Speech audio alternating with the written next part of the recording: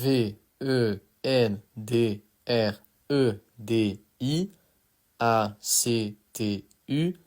Vendredi Actu.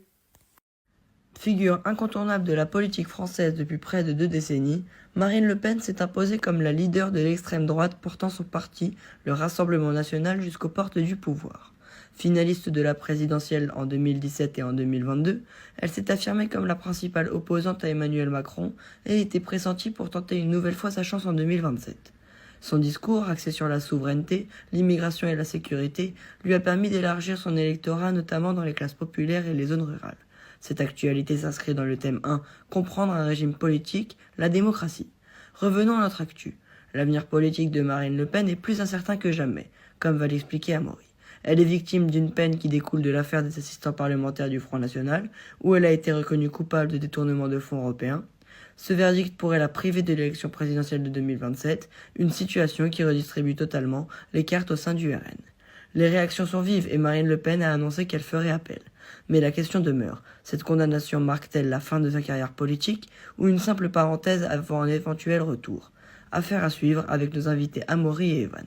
En effet, Marine Le Pen connaît une situation particulière en ce moment. En 2017, le Parlement européen soupçonne le RN d'avoir utilisé des fonds européens pour payer des assistants parlementaires qui s'avéraient travailler pour le parti en France.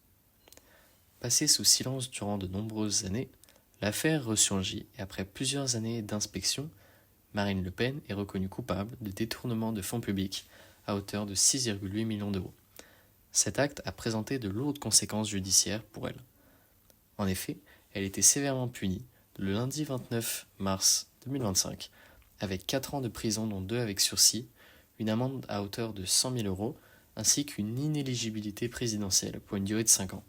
Comme Mathieu l'a affirmé, elle ne pourra donc pas se présenter pour l'élection présidentielle de 2027 où elle avait prévu de représenter son parti, le Rassemblement national, dans l'optique d'espérer une victoire présidentielle et d'être présidente de France.